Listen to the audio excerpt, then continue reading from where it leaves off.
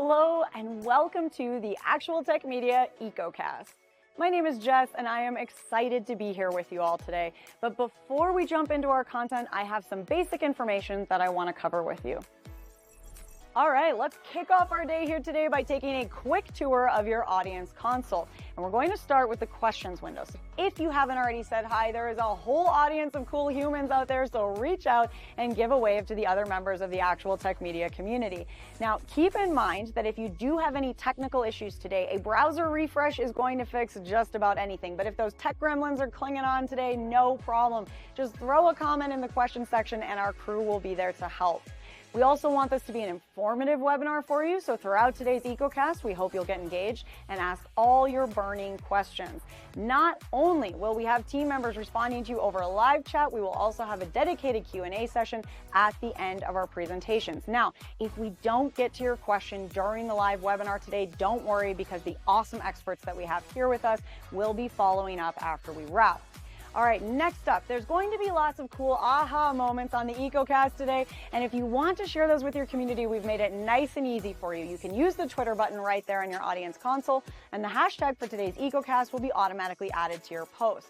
All right, our last stop on this guided tour, be sure to check out the handouts tab for some awesome resources and takeaways from our speakers here today. We have an info pack collection, solution briefs, white papers, data sheets, free trials, ebooks, upcoming webinars, and more. So many great resources, so be sure to go explore. Now, if that wasn't enough fun, we also have some exciting prizes that we'll be giving away throughout today's EcoCast. I'm going to tell you a bit more about those later on, but a few quick reminders for you all. First, you do need to be here live in attendance at the EcoCast in order to qualify to win a prize, and we will follow up with all of you after we wrap. Now, all winners must submit an IRS Form W-9 to Actual Tech Media, and all winners must meet the Actual Tech Media prize terms and conditions.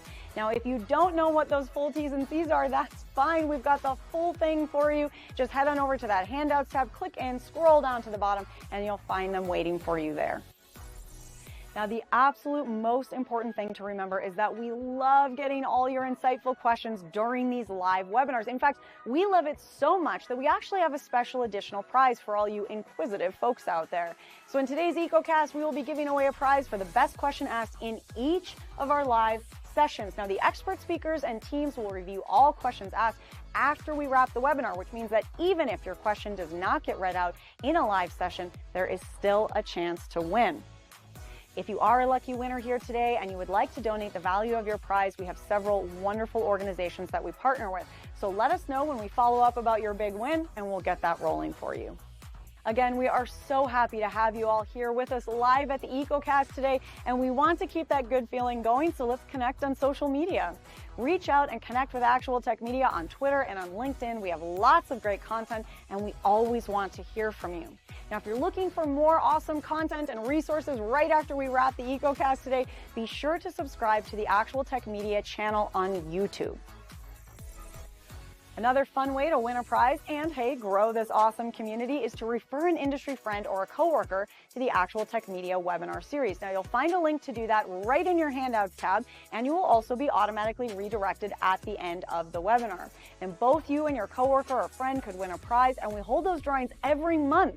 So be sure to refer a friend because, it could quite literally be a win-win situation. Next, we have a cool opportunity for all the decision makers out there to get connected with new and emerging tech and innovative vendors. Here's how it works. All you need to do is click on the link in your handouts tab, fill out a quick application, and the Actual Tech crew will then match you with some vendors that we think you should probably be chatting with based on your needs. There will also be fun opportunities that you get to choose to join in, like surveys, test runs, new solutions, extended demos, and so on.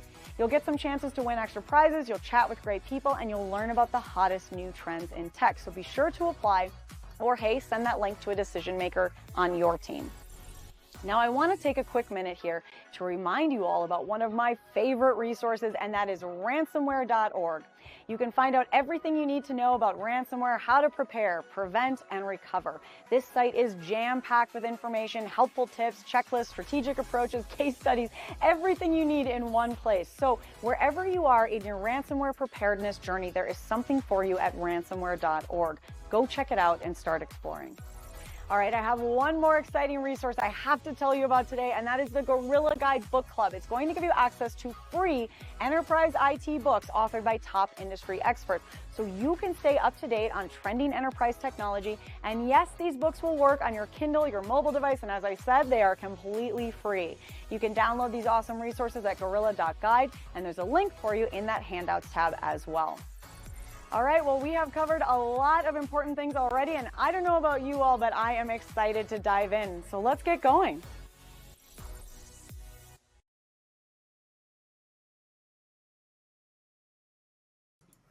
I am just as excited as you are, Jess. Thank you for that introduction, for doing that so perfectly every single time. Hey, everyone, welcome to the Actual Tech Media EcoCast. Today's topic is, well, sort of hot, practical AI, understanding the technology foundations necessary to unleash the AI revolution. I want to start by saying a big thank you for joining us on the EcoCast today. We've got some great education coming your way from KnowBe4. Now, just so you know, right now, I am Keith Ward with Actual Tech Media. I am totally stoked to be your moderator for this EcoCast. Love talking to you. As always, I am in Maryland right now, and I want to give a shout out to some of the other places where everyone is logging in from today, including Tulsa, Oklahoma. There is Matt. Terry is in the house from Kansas. Arkansas is where Ben is. Ryan is in Oklahoma today. Morteza is in California, and John is in California, just a different place in California. Venkat is in Virginia. Ali is in South Africa. Tess is in, where's Tess? Where was she? Now I kind of lost my place there. Tess, you're from Kentucky. That's right. Again, Arkansas, Rochelle from Ohio. So we've got you from all over the place. Jackson, Mississippi, there is Jim. Thanks, everyone, for joining us. And please continue to let us know where you are today.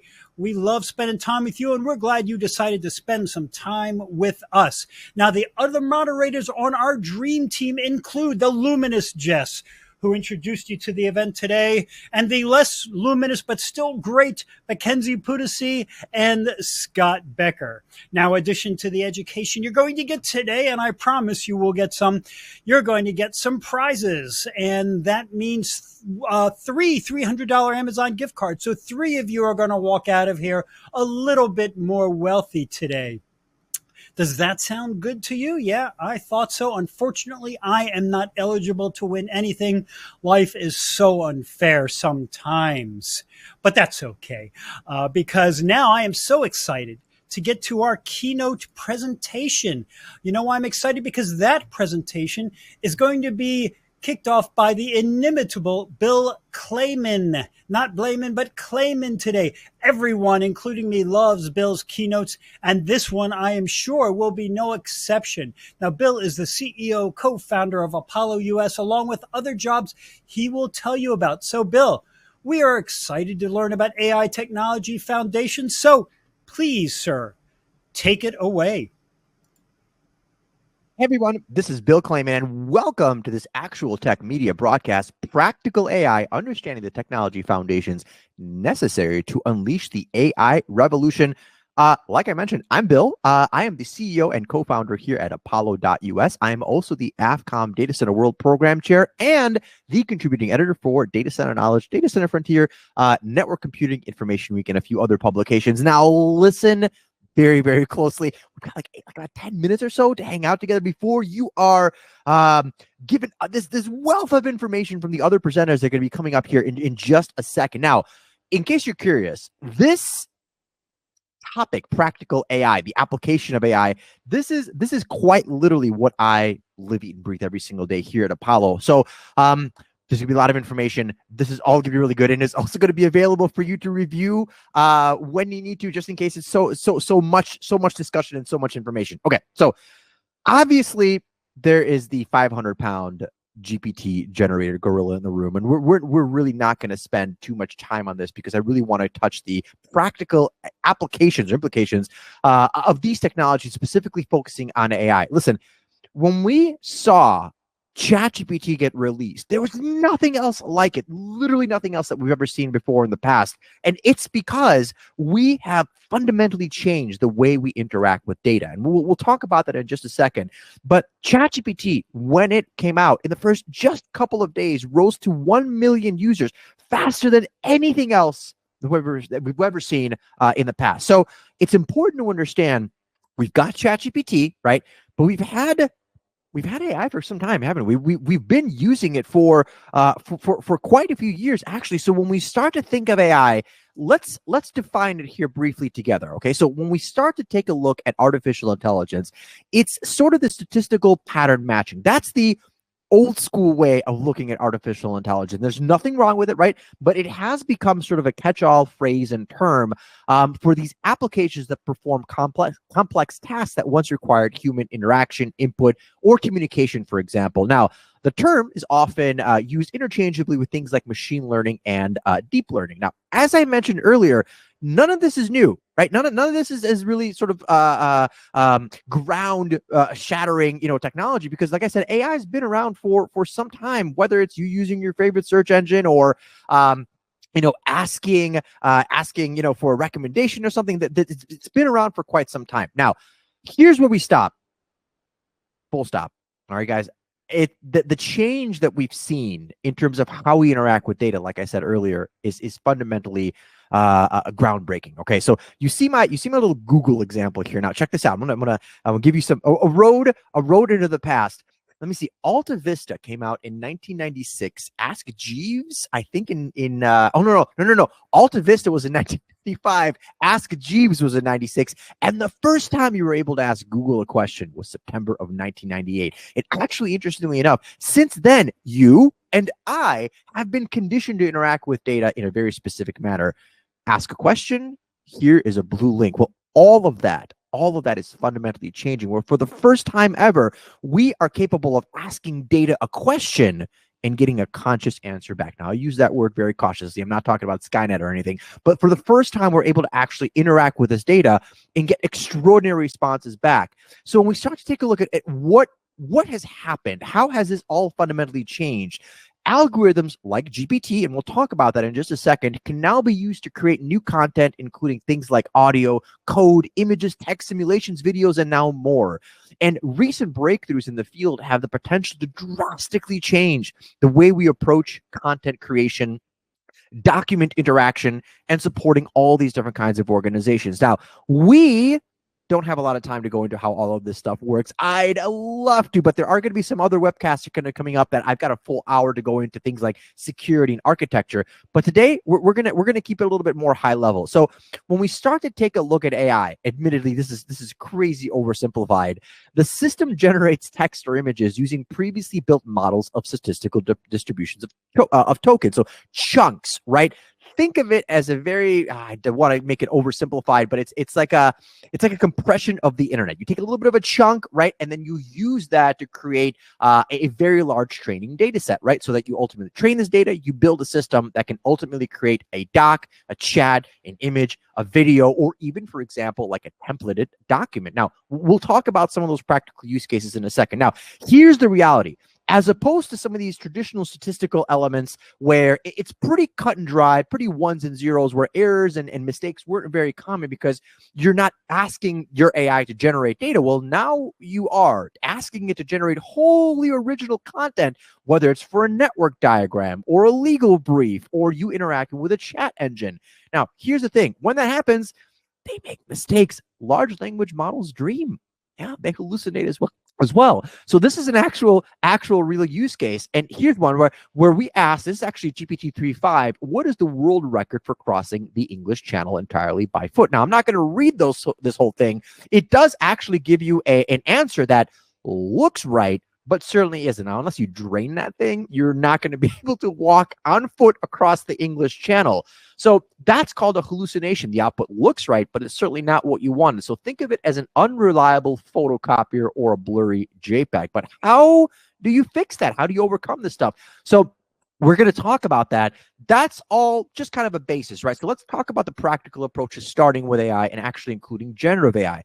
So this is what we do. Like I said, this is what we do every single day. These steps, including step 0, are absolutely paramount. Now, the last thing that personally we ever want to do is build an elephant on a unicycle. Looks cool, does nothing for your business. What we do need to create, especially when we start to approach fundamentally basic AI functions, now this is called generative AI as well, is that we need to create an architecture that has a meaningful and measurable movement for your business, something that moves the needle. Are you trying to improve sales by 20%, reduce engineering errors by 30%, reduce the amount of time you create templates and sales documents by maybe like 2 or 3 hours, for example? What is a meaningful and measurable metric that you're trying to achieve that can help you move your business? Now, once you understand the requirements, you're going to do data collection and pre-processing, because what does your data look like? Is it all pretty Excel spreadsheets, or is there pictures, diagrams? What are we actually collecting? Then you go into model development and training. Very important for picking the right type of model. We'll talk about that in just a second. And then testing and fine-tuning. This is really important. This is where you actually stop those hallucinations and actually get to a point where you know what's working. And then obviously integration and deployment. Now, this testing and fine-tuning, let me give you a really cool example. We are working with an organization that we're building them a template. It takes them about 10 hours to complete this pretty complex pricing spreadsheet and template. Now, what we're capable of doing with generative AI, and just by inputting a stream of thought into a GPT-like engine, they're capable of reducing the amount of time from about 10 hours to creating an 80% complete template in about 20 minutes. Now, 80% complete. Well, Bill, hang on a second. Why don't you just go to 100? There's a challenge with that. We came back in that data collection and the processing, the model and fine-tuning point, and said, listen, if we're able to complete this between 70 and 80%, we are 99 to 100% confident that it's going to be all correct. Now, if you ask us to go to 100%, we no longer maintain that confidence, and we feel there's going to be more hallucination and error. Now, to this company, this 80% is already gold. Oh my God, are you telling me I'm going from 10 hours to 30 minutes, and then my admin only has to spend another hour just filling in the additional components, making sure it's right? That's it. Now, in those situations, that's where testing and fine-tuning really help you understand your data and your use case. Now, this next point is so important. I actually just put it in this webinar. Llama 3.1. If you haven't heard of this, listen, I'm not going to get offended. Pull up a Google search bar and start asking yourself about this, because Llama 3.1 is really a game changer in the space of AI. For the first time ever, we have a frontier level open source model, an AI model that will rival, and in my opinion, sometimes be even better than the GPT-4 Omni 4.0 kind of an architecture. And this is so meaningful because all of a sudden you can start to deploy these kinds of use cases on-prem, outside of a public cloud environment. Now, when you start to think about use cases and success stories, they're across the board. There are massive verticals and industries that can't ultimately go to the cloud yet, but now they can leverage these powerful tools to actually make a really, really extraordinary impact using those open source models. Now, I know we're almost running out of time. I want to show you a real life use case. This is so exciting. So this is a multinational cosmetics organization. Huge. And their challenge actually was that they had to go and review many different kinds of spreadsheets and information points and pamphlets and product brochures, to the point where their sales folks were actually making some mistakes. So we built a full AI sales assistant where you could literally go in, ingest many different kinds of documents, and interact with the data. And all of a sudden, their sales increased by about 20 to 30%, because all of a sudden, these folks are able to respond much, much faster. Now, believe me, I'm actually going to go back really quick. One time, this company, they went through this process. What are we trying to do? What are we trying to accomplish? And I cannot stress this enough. That is where you get to that practical element. Now, as a final point, before I pass you off to our amazing other presenters, I want to leave you with this. And this is your chance. Get off your shopping list really quick. Just take a look at this. OpenAI recently released the imagination of the AI future, right? And they released it in levels: level 1, 2, 3, 4, and 5. Chatbots, reasoners, agents, innovators, and organizations. Now, if you're curious where we are right now, where we're scratching the surface, we are literally at level 1, and we're still trying to figure out how to get really, really good at that. Now, as far as the practical application of this, it's extraordinary. The use cases are extraordinary that we're going to be bridging into. But take a metered and intelligent approach to actually understanding and deploying this crazy powerful architecture into your organization. Now, I know that there is a lot more that we can talk about. Find me on these social media channels, and I'm happy to answer additional questions. I know we're running out of time, but hey, this conversation is absolutely critical. None of this is going away, and it's important for you to find a gold nugget and take it back to your business to do something special. Because listen, the practical application of AI and modern AI use cases is pretty inspirational. Stay tuned, and back to you, to the host, and let's continue this wonderful conversation. Thanks, everybody.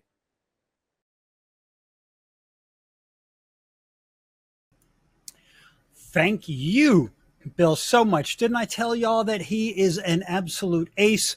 Now, I wasn't lying, was I? No, I wasn't. So, before we get to the main presentation today, I wanted to throw up our first poll question, and it is this. Let us know what your time frame is for adding new or updating existing IT solutions in your company. This is really important feedback for us to get. And our sponsors, we absolutely need to know, or love to know, where you are at in your upgrades. I imagine a lot of those upgrades these days also have to do with AI and starting to integrate that into your processes, into your products in a lot of cases. So keep voting in that poll, 0 to 6 months, 6 months to a year, 1 to 2 years, or you are not sure. Keep letting us know about that and keep voting for another few seconds about that.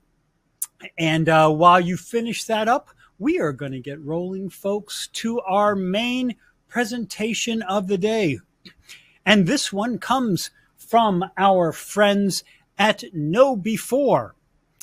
We've had them on very often before and love to have them on. And presenting for KnowBe4 today is James McQuiggan, Security Awareness Advocate. James is ready to go and to talk to us all about AI, so I am going to turn the virtual mic over to him. James, you have the floor. Hello there. I'm James McQuiggan, Security Awareness Advocate here at KnowBe4, and I'm excited to share the information of the dark side of AI, looking at how cyber criminals are leveraging AI for their nefarious deeds and actions that we are seeing out there. So kicking this off, we're going to look at how is AI helping cyber criminals attack organizations easier. This is almost like a rhetorical question. Do we know? There have been surveys where CISOs and CEOs and other executives have come forth and said, yes, we're being attacked by AI. We're seeing emails that are coming in from nation states and cyber criminals, and the English is spot on, and there's no spelling mistakes. We're seeing automated attacks. And so as we sit here and go through for the next little bit, I want us to think about how AI is helping those cyber criminals do the attacks easier. But also, on the flip side of that, how can AI help us protect our organizations and defend against the cyber criminals? So as I mentioned, my name is James McQuiggan, Security Awareness Advocate here at KnowBe4. I'm also a college professor. I'm the chapter president of a professional networking chapter here in Central Florida. And being at KnowBe4, 65,000 strong when it comes to our customers. We're globally known worldwide and leading in security awareness training and phishing assessments. For me personally, when it comes to KnowBe4, and it's almost been a personal mantra, is the fact that I want to help people make smarter security decisions every day. Everything from our email to smartphones to, buying things online, using AI, chat GPT, whatever it may be. We as security professionals, as IT professionals, or just people in general, we want to make sure we're helping people make those smarter security decisions every day. All right, so for the next 183 minutes, and I got 347 slides I'm going to go through. Nah, I'm only kidding. This is just to kind of snap everybody back to, what's he talking about? 3 hours? No. We know that AI is an incredible tool, and it's available to all of us, but like any other tool out there, it can be used maliciously. whether, used for automated attacks, whether it's used for phishing emails, whatever it may be, it's out there being used for good and for those evil ways. So how can we protect and defend against AI? But then also consider how can we educate our users about AI and then help them be able to protect against the new attacks that are going on overall. We're seeing AI converging and being considered democratized. Essentially, what's happening here is we're seeing AI used in everything from robotics, quantum, IoT devices, Internet of Things devices, utilized in all aspects. And it's also being accepted by so many folks. And, just to kind of give an idea, AI is like the new electricity. And what I mean by that is the fact that when you go to turn on the light switch, you expect the light to turn on unless your light bulb burns out. You plug in your phone to get charged. You start your car because there's a battery in there which has been charged by electricity. It's in the walls. It's in the light switch. We're just expecting it to be there and to work. And AI is pretty well that same aspect. But AI is so much bigger than just ChatGPT or large language models. It goes all the way, back to automation, predictive analysis, utilizing it for the large language models, using it for generative adversarial networks or GANs, which is used in doing deep fakes. We've got it where it's going through and learning processes and being able to repeat those over and over. AI is essentially reshaping our world overall. But it's important that we understand that AI isn't just large language models or ChatGPT. It's so much more to that. We have to consider ethics. We have to consider transparency with regards to it. But bottom line, when it comes down to it, AI is all about math, even though generative AI can't do math very well, but that's a different story. But essentially, it's all about math, probabilities, algorithms within those processes overall. So looking at when we talk about AI, it's not just the large language models. It's not just ChatGPT. There's so much more to it and a broader base when we consider that. When we talk about how cyber criminals are leveraging AI, they're doing it for a whole lot of different reasons. Some of it is the same way that we're using artificial intelligence or generative AI. Other times it's for their purposes or their capabilities that they want to do it with.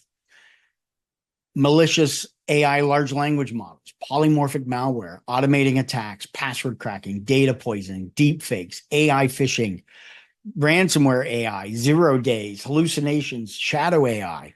This breaks it down whether we're looking at insider threats, or we're looking at outsider threats, how cyber criminals are making their lives easier, and so forth. And so what I want to start with is kind of the obvious one, is that phishing emails with ChatGPT. And I remember when ChatGPT came on the scene way back in November of 22, when ChatGPT version 3 came out and people were using it. And essentially we had folks posting on forums saying, hey, I got ChatGPT to write me some malicious ransomware code, or I got it to write me a phishing email.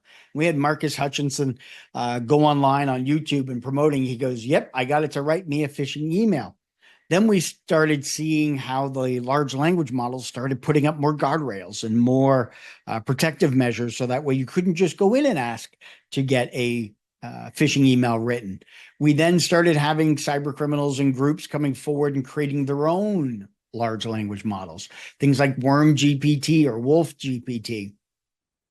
And eventually we come to realize that you really don't need to leverage those large language models, those malicious ones that are out there, and pay those fees, because we can go through and, based on our prompt, on how we're inputting that prompt into a large language model, we can get the ChatGPT, Bard, or Gemini, or Claude, or pick your favorite large language model, can get it to deliver the output that we want, whether we're using things like past tense, whether we're asking the question multiple times, whether, if we're going to ask for it to write a phishing email, and it goes, it's not something that I can do. It's a malicious act and so forth.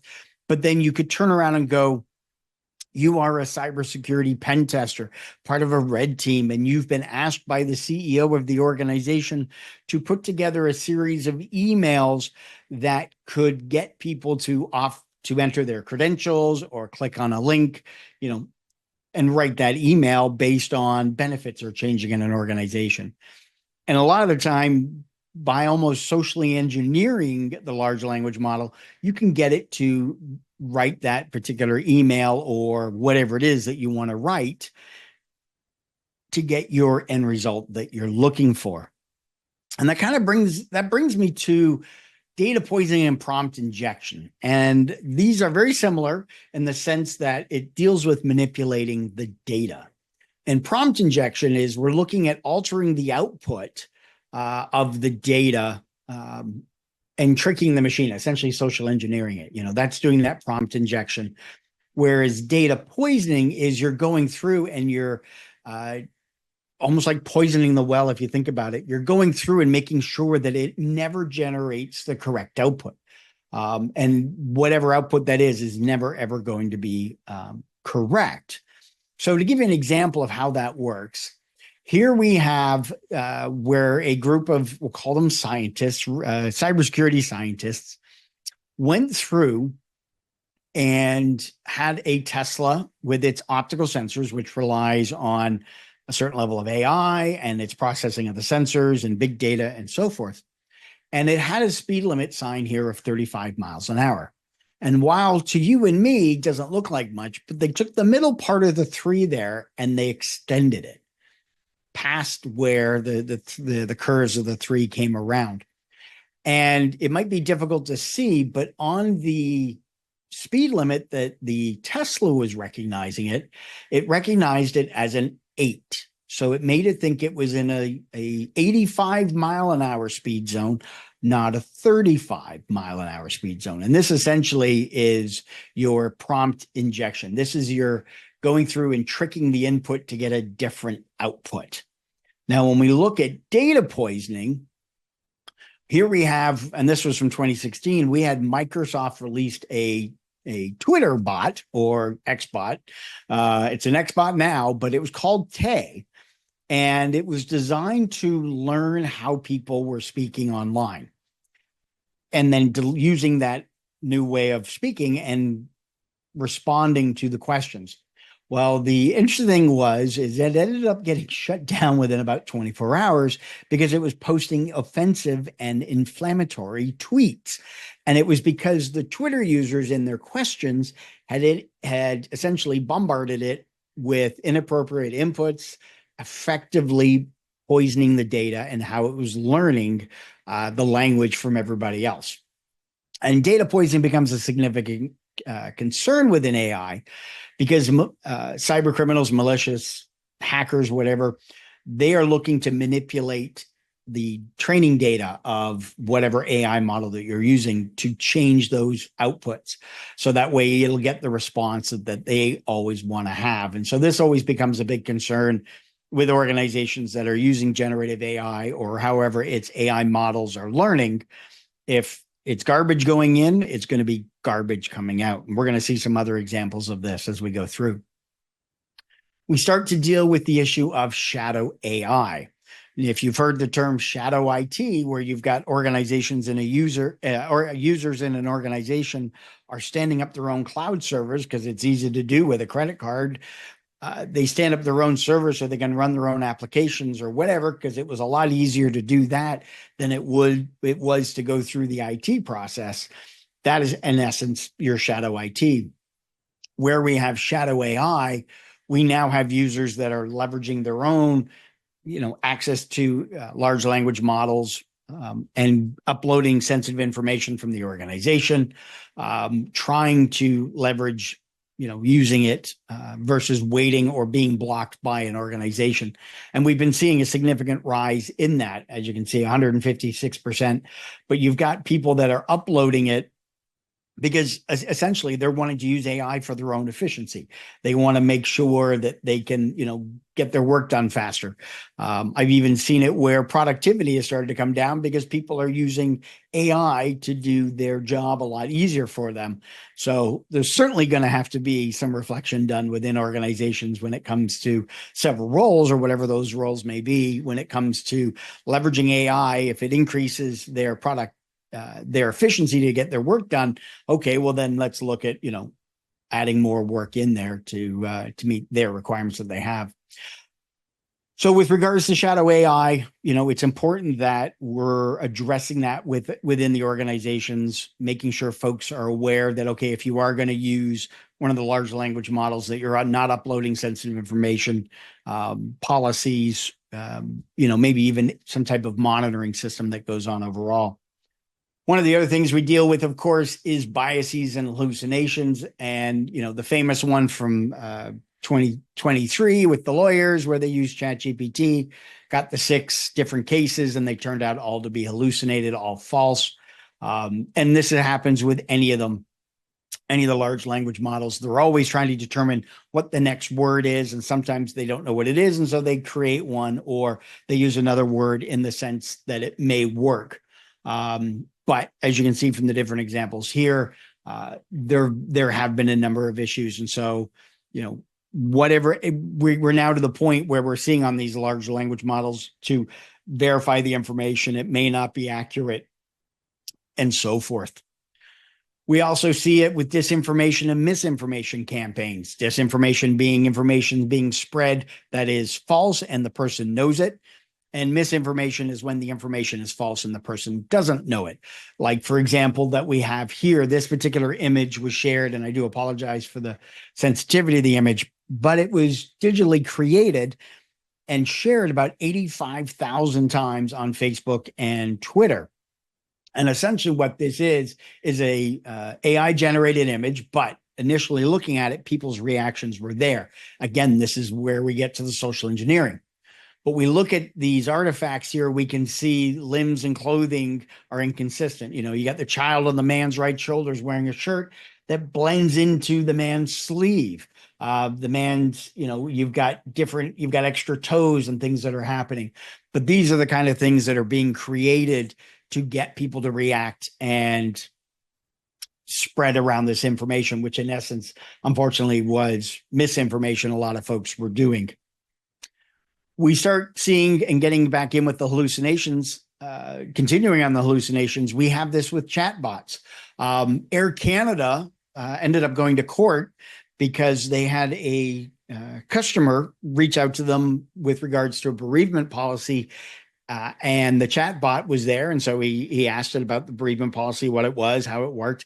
And it said, book your ticket. And then when you come back from your trip, let us know and we'll reimburse you the full amount. So the person goes on the trip, comes back, contacts Air Canada, not through the chat bot, but through customer service, at which point they said, oh, no, that's not our policy. We don't give full amounts back for bereavement. Sorry, you're out the money, the $300 or $400 that it was. The person ends up taking Air Canada to court. Air Canada loses, and they end up paying back the person, which ironically, they probably could have just paid the person up front, been done with it. Now, when it came to the chatbot, the Air Canada had mentioned that, oh, this was an experiment. We were just trying it out. It's not really, accurate. Well, the problem here becomes with organizations leveraging these chatbots. It's a good idea to make sure to go through, test them, validate them, because if the information's inaccurate, you should be standing behind it and accepting that as if that was one of your own employees as well. We've got misleading information about U.S. elections. We've got Meta that was trained on science papers, but then it was shut down after 2 days because it was spewing misinformation. And so we start to see a lot of these happening. And essentially, it's important to go through and make sure that we're assessing them, testing them, auditing them, and then standing by the information it provides in the event it becomes inaccurate. We even had it with the World Health Organization. They had Sarah, and it unfortunately was giving out false information as well. And cyber criminals are using AI to socially engineer us. we're dealing with a lot of audio deepfake scams where cyber criminals are starting with a text message and going through and calling up people, pretending to be the daughter or son or a family member, and getting them to give money over because they've been in a car accident or something's happened, and essentially scamming them out of thousands of dollars, thus making this a 2.6 billion in 2022, and it was well over 3 in 2023. But of course, the key thing here is to make sure that the people stay calm, maybe use code words, ask strange questions. That goes a long way in tripping up the cyber criminals. We know we've had synthetic audio phone calls. Earlier this year with President Biden, we had that happen in New Hampshire, and it turned out a street magician used a popular application with audio where he was able to input the audio from President Biden and then leverage that program to create whatever it was by entering in text. Essentially, whether it's 17 seconds, 10 seconds, or 3 seconds, there's not a lot of audio that's required. And with the ability of social media and the ability of being able to download information, it makes it a lot easier for cyber criminals to be able to create these deepfakes. You've got audio cloning software where, and this was done with Rachel Toback, a very well-known social engineer, where she, using audio cloning software on her phone, inputted a sample of the journalist that you see on the right, and then talked through the phone as she normally does, but the phone generated the in real time audio sounding like the mark, here in this case the journalist, and pretended to be them as they called the hotel and a airline to change tickets and give away free points. So there's even software that's readily available on your phones to do cloning as well. We've seen phishing and deepfake voice calls as well, leveraging text messages, getting people to click on links, enter in credentials, and then call up the person and pretend to be the IT person and getting them to give up information, and eventually led to getting access to the system, their authenticator app, and eventually, unfortunately, to a ransomware attack.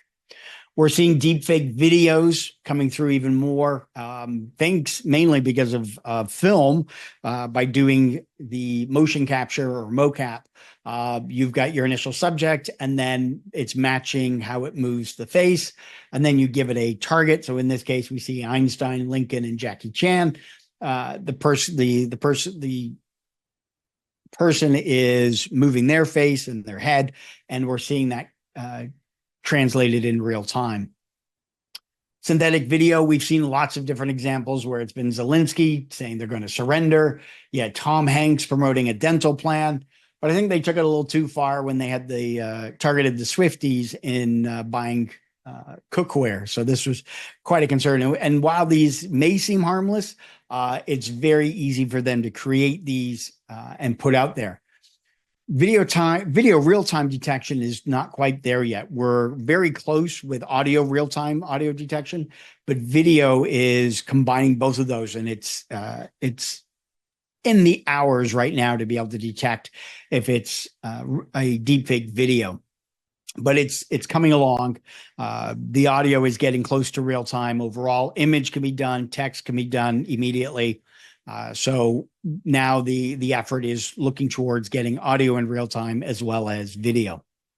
So when we look at the threats to our organizations, we know that cyber criminals are leveraging, different capabilities for data breaches, manipulation, trying to influence the decision-making through misinformation campaigns as well. So how do we look at defending and protecting against this? And I'll, here in the last few minutes, when it comes to the deep fakes, it's a matter of, you can look at skin, you can look at eyes, but they're getting so much better with regards to it. It's a matter of trusting and verifying it. Is this something this person would be doing? Maybe looking at lighting consistencies, maybe to see if the person's even breathing, the throat moving, the little nuances, synchronization issues as well. But for your own AI strategies within the organization, of course, looking at implementing strong security measures, but auditing and testing your AI systems, having the transparency and certainly the accountability, having policies in place for your users, for your development, if you're going to be using it, and then fostering that culture of cybersecurity, but more importantly, staying informed of upcoming AI advancements as well, and keeping up to date through newsletters and so forth. There are a variety of different AI risk frameworks. OWASP, NIST has got one, ISO 42001. These are all readily available that you can use within your organizations. We also have AI and cybersecurity, threat detection, malware, password cracking to determine and make sure your users are having strong passwords, network security, and SOC support overall. Maybe even consider utilizing an AI proxy. Years ago, we had internet proxies to filter and monitor traffic. Maybe we need the same thing within our organizations now, utilizing and leveraging an AI proxy. Essentially, we are at the tip of the iceberg when it comes to AI overall, just beginning in the early infancy of this, and it's probably going to get worse before it gets better. So we know it's an incredible tool. Ensure we've got policies in place for data opt-out, data loss prevention. Be aware of AI hallucinations, biases, and deepfakes. We want to trust and verify. And the phishing game hasn't changed. Be aware, don't rush. Assess our users, do the security awareness training, making sure folks are fully aware of the new dangers that are coming out with regards to phishing attacks. Now that cyber criminals are able to bypass, use ChatGPT to write those emails in really good, really well done grammar, English grammar or language grammar and spelling overall. So the phishing game hasn't changed. The cyber criminals leveled up. We need to level up as well. So with that, I want to thank you all for your time and attention here today.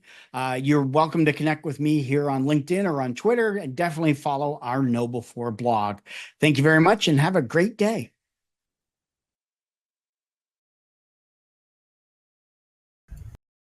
Wow, what a fantastic session. Thank you so much, James. Boy, did I learn a ton. And that's really the best thing about these events for me, other than spending time with you attendees. And now I've thrown up the poll question for you. Please let us know what additional information you would like about the Know Before solution. I imagine there's a lot of interest now after that incredible presentation, deepfakes, and all the other concerns about AI that are going on right now. It is truly incredible how fast this space is evolving and changing and advancing. So I want to thank Know Before for that presentation. We are now also, James cannot stick around for questions, and we're out of time for those anyway. But the Know Before team will take all of these questions that you have been asking, and there's a bunch of them that are in the queue right now, and they will be following up with all of you and responding to as many questions as they can. So don't worry about that. I also want to remind everyone about the handouts. We do have a link for more information from Know Before. You have another couple of minutes to check out that link. So go there as well to get more information about their solutions and to get more detail on what they are doing and how they are keeping everyone secure. Thanks everyone who's responding to the poll right now. We appreciate that feedback so much. As I mentioned before, it is really important. So keep those votes coming. I'm going to leave it up here for another minute or so while we get to our prize winners today.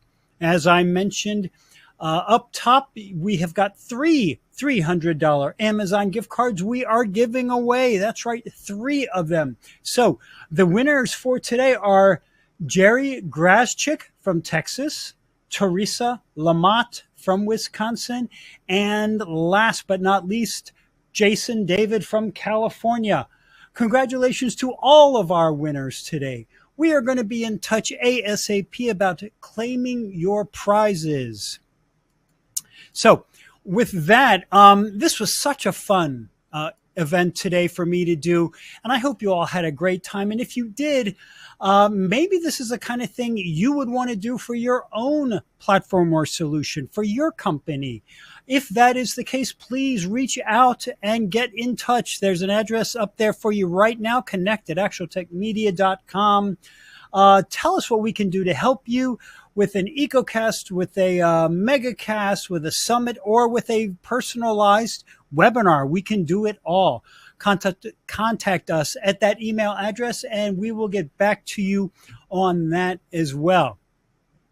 So, also wanted to let you know that we have got a great expert series event coming up on Friday, all about how to keep your operation secure in this era of nonstop attacks from everywhere.